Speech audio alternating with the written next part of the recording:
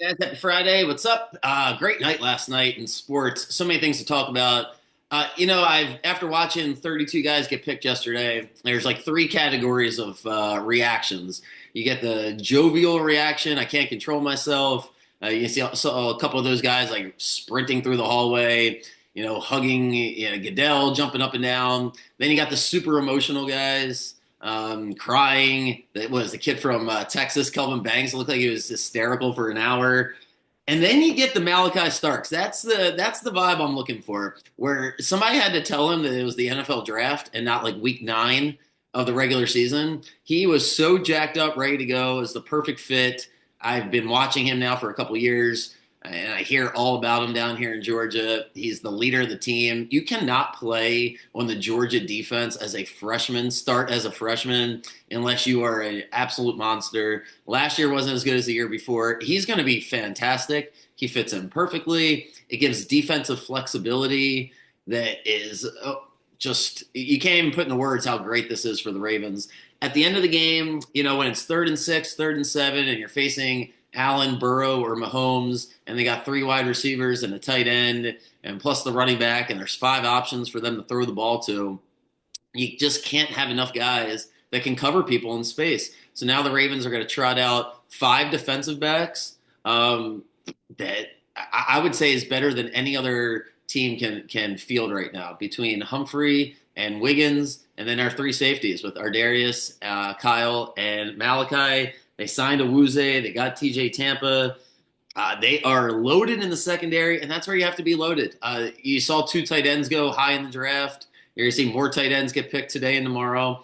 You have to be able to guard the tight end. You have to be able to guard the running backs out of the backfield. Super happy the Ravens got Malaki Starks. I'm really surprised he went as late as he did. Safeties just are not valued. Everything's cyclical. Inside linebackers and safeties right now are, yeah, way undervalued. That's how I look at it. And the Ravens are, that's where their strength is with Roquan and now Hamilton and Starks.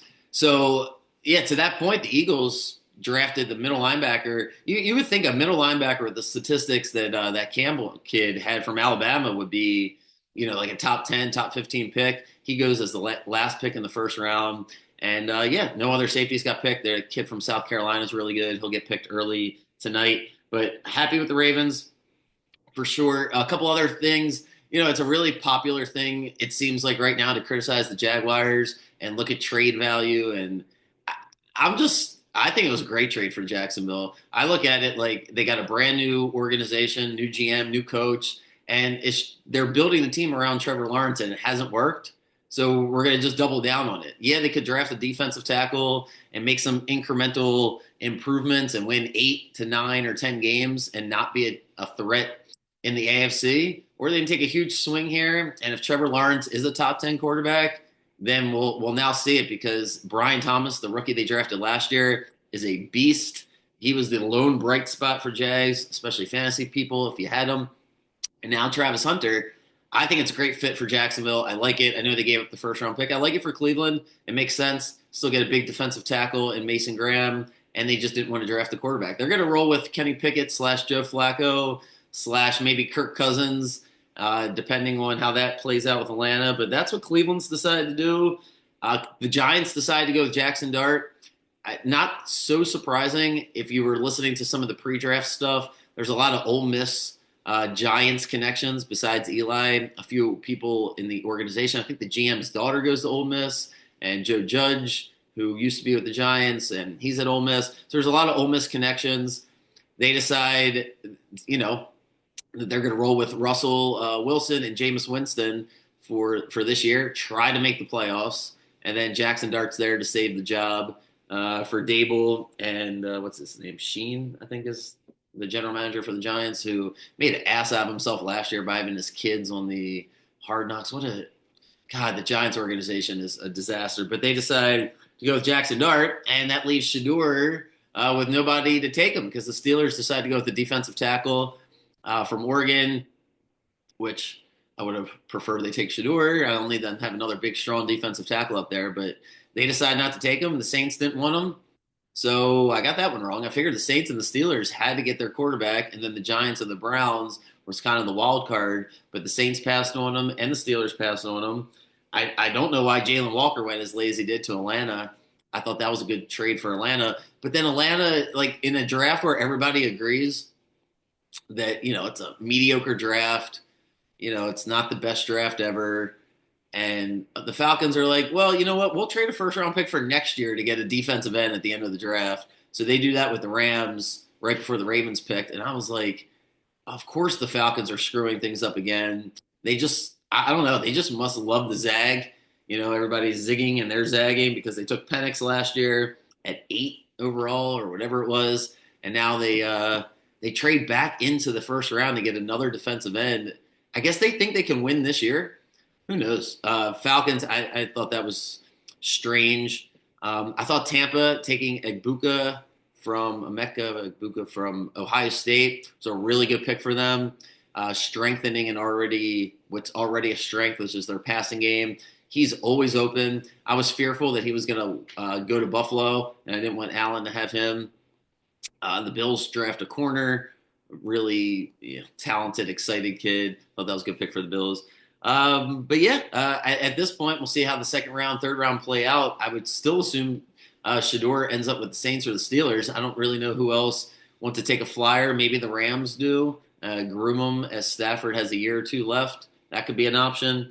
But that certainly will be the headline tonight. Ravens are picking. They got one pick in the second round, one pick in the third round, and a lot of sixth-round picks. They could package a couple picks together to move up. We'll see. They got a major in beef here over the weekend.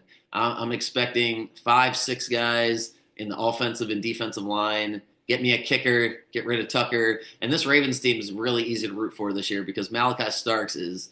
Man, was he ready to go? That was just awesome. Happy with that. The NBA was great last night, except they still can't figure out that it's an entertainment product.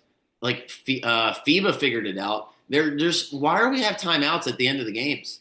It's bad enough that they review everything, but who the hell wants to watch? Like, you don't watch the best basketball players in the world so that the coach can draw up a great play at the end of the game when it takes so freaking long. It kills the vibe. It kills the momentum. And every time there's a really good game like that Knicks-Pistons game, the last 5 minutes takes 3 hours. I hated it. They review everything. They bitch at the refs. The NBA is amazing if you just watch it with the sound off and you wait till the next day, or somebody puts together a YouTube and you don't have to deal with the bullshit in between, because it just makes it a really hard watch. That was just, yeah, they just got to change it, make it more fun to watch. Pistons fall short to the Knicks. Really good game. I don't know if you can have a worse loss as a franchise. And maybe you shouldn't fire your coach 3 days 3 games before the playoffs start. Because what the Grizzlies did yesterday, I don't think they can recover from. They were winning. They were dominating that game. Morant gets hurt.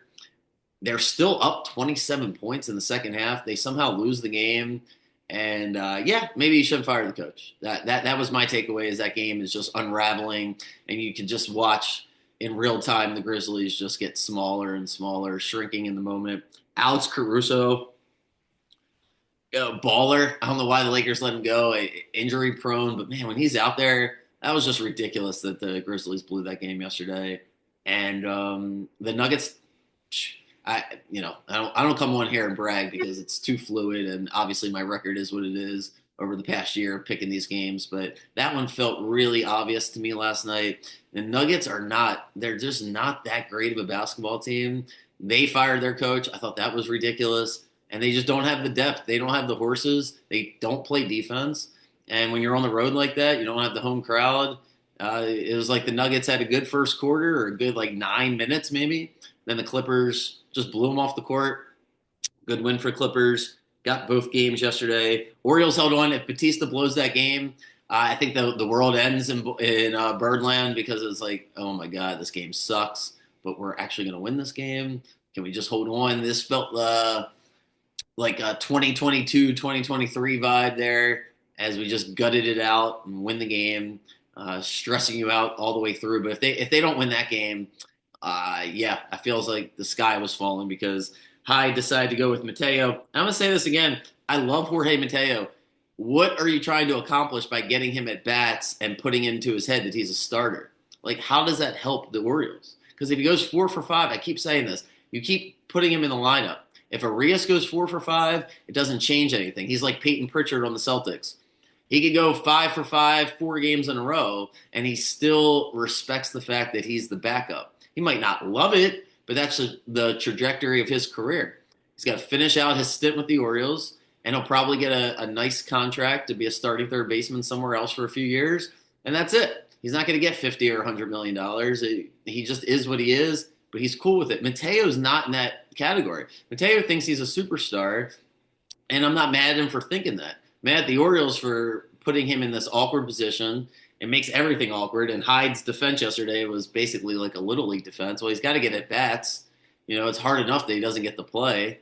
It's like, man, he doesn't think he's a bench player. So if he goes 4 for 5 yesterday, if you get what you want, then you are platooning Jackson.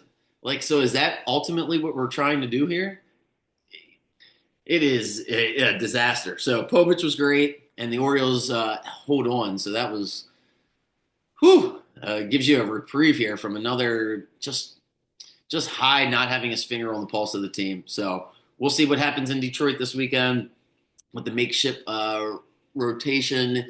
But Povich was good, and really important that he bounced back after not a good start. That's a real key with the young starter is like you're going to have bad starts. How do you bounce back from it? Pitched really great yesterday. So that was cool. Tonight, I don't know why the Celtics are only 4.5-point favorites. They're basically begging you to take the Celtics. The Magic, I know Tatum's not going to play. I just don't think the Magic have the horses to stop Boston. Boston's better on the road. Wouldn't be shocked if that line goes up to 5 or 6 by the time they tip off. Really want to watch the Pacers-Bucks game tonight. These two teams hate each other. Milwaukee's going to play them as, they're going to do it. You're going to get the best Milwaukee game you're going to get. But I don't know if it's good enough to win by more than 5. Pacers just are way too efficient on offense. I don't know. I'll probably just stick with the over with the Pacers total team points because I don't think Milwaukee can stop them. And then the best game tonight, Lakers-Timberwolves. T-Wolves are the favorite. I've got both games wrong here with the team total points the first 2 times. I don't know. I got to think about this one because the first 2 games were just weird. It felt like Minnesota let go of the rope Lakers let go of the rope in game 1, just kind of let Minnesota have it. And then Minnesota battled. Just Anthony Edwards was not able to be a playmaker. Lakers were pretty good on defense. The environment in Minnesota is awesome. The crowd's great. And we'll see if LeBron's got a big game in him tonight.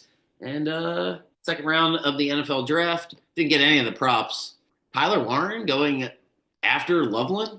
That didn't see that one coming. The Bears and the Jags really better hope that their quarterback is ready to go because they just keep investing into weapons for their respective quarterback.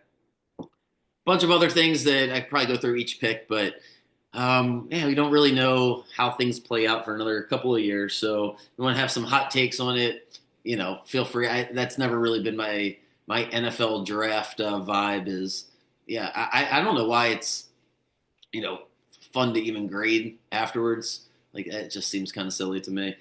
But that is just me. And the coolest thing about yesterday was how they can get 120, however many thousand people to go to the NFL draft. It's like a big concert, which I guess if you're partying, maybe it's fun to be out there for a few hours. But yeah, it wouldn't be my first choice, but apparently a lot of people love it. Ravens, let's see if we can build on it tonight with some offensive line and defensive line help. Have a great day. Good luck on your bets. Happy Friday. And pop back in here on Monday. See you guys.